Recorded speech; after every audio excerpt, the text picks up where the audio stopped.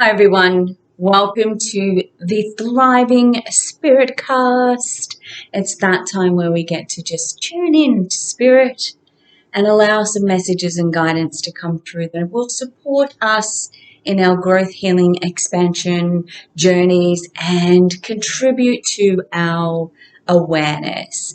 And the first thing that really pops up for me in that is self-awareness. So we're coming into that time and space where it's really supportive and conducive of and for us to be incredibly self-aware. Yeah?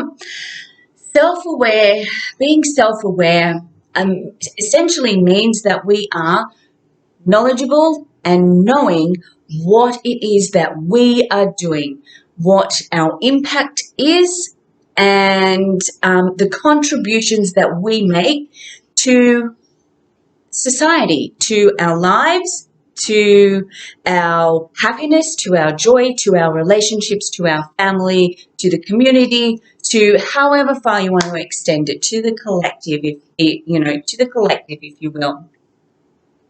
So this, today it's self-awareness is popping. So what is it that you can become more self-aware of? What is it about yourself that you can become more self-aware of?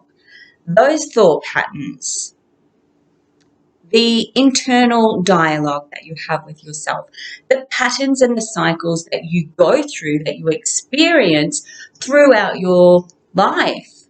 What can you become more self-aware of that will contribute to change within the experiences that you are having? Yep. So for example, we'll move into the relationship space. So within a relationship between two people, there are two people who contribute in some way, shape, or form to that relationship. Yeah. Now, it doesn't matter whether one feels like they're wearing the pants and the other feels like, they're just sitting back and being dictated to or told what to do or whatever it might be. If there is a relationship going on between two people, there are two parties contributing to whatever it is that each of you is experiencing. Yeah. So becoming self-aware within the dynamics of a relationship simply means you become aware of what you are contributing to that relationship, what you are contributing to that experience. Yeah? Knowing what you are putting in, knowing the effort that you're putting in, knowing where you are detaching, knowing what you are contributing to the relationship as a whole, to the daily experiences that you have, and to the dynamics that play out every single day. Yeah? So becoming self-aware is obviously a big thing. So that just means that you have to look within yourself, take a good look at yourself. What is it that you're contributing? Yep. What position are you playing within a relationship? What thoughts? What are you saying? What are you contributing? What are you putting out there within the relationship?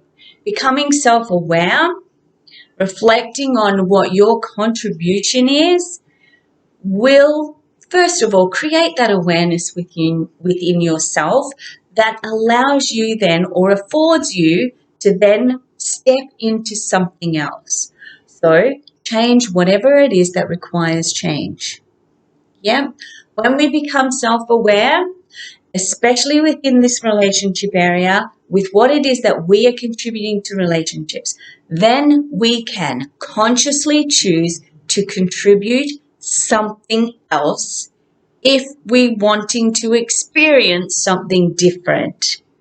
Yeah? Great. Okay. So essentially, we're going to move into that space of choice. What is it that you're choosing for yourself? Really begin to identify over the next few days what it is that you're choosing for yourself as well. So that self-awareness contributes to the choices that you're making. It is essentially becomes about the choices you're making for yourself. Yeah. So that self-awareness, growing in self-awareness, knowing who you are, what you're doing and what you're contributing, allows you to choose differently, allows you to expand your choices within your experiences and within your daily life. Yeah.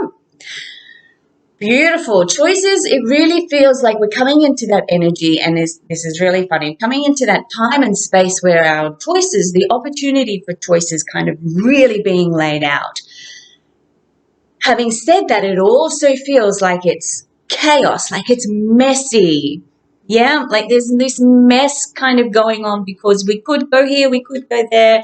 It could be this, it could be that. Breathe through it. Breathe through it. When the choices and the options and the possibilities and the potentials are right there in front of you, become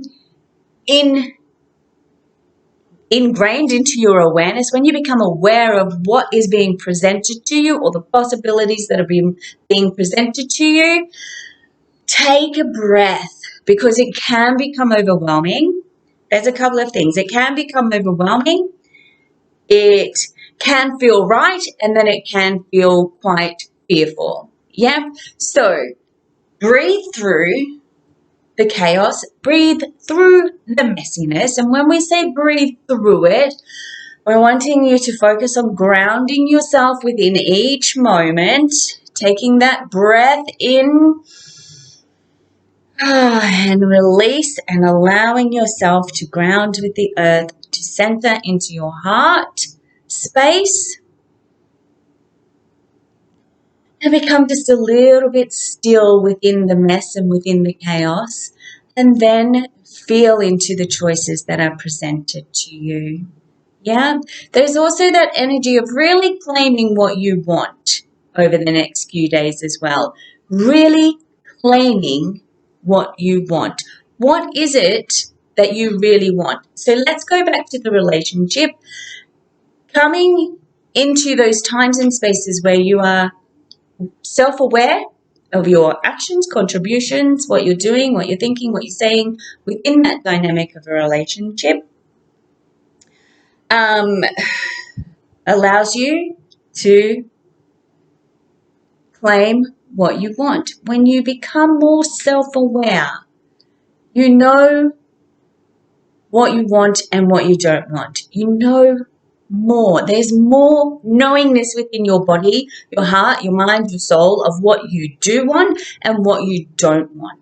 So all of this self-awareness contributes to choices, contributes to creating change, contributes to claiming what you really want. Yeah, does that make sense? Really brings us into that space of really claiming what we want. Yeah, there's also that sense of when we're claiming what we want, we disregard the struggle, disregard the stress, disregard the strain, really detach from holding on to what was, what has been, what could be, those hopes and those dreams that we've been holding on to for such a long time, and allow the change to come. When you stand firmly within that energy and that space of claiming what it is that you really want for yourself, you have to allow everything else to drop out of the way in order for that to come through, in order for claiming to actually really manifest on the physical level. Yeah. Oh, that's good. Okay, so I need to touch base on self-love. So self-love has just dropped in. Self-love. Love yourself throughout this process. Love yourself as you move into that self-reflective state. Love yourself through it. Even, and this is important because you may find things again and again and again that you don't like. You don't like about yourself. You don't like the way you treat somebody, you don't like the thoughts that you have, you don't like the fear that you have, you don't like what you're contributing to your relationship, etc. Take it easy on yourself. Love yourself through that.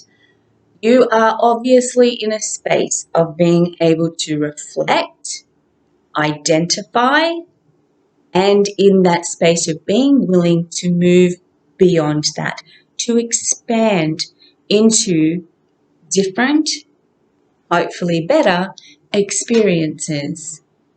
Yeah, so love yourself through it. As you move out of that space of self-awareness and into that space of choices, love yourself through the challenge of all of these choices that are presenting for you. Love yourself through the chaos and the messiness. And when we're talking about loving yourself, it is simply a case of not being hard on yourself, not allowing that itty bitty shitty committee to take over your mind, to take over your thoughts.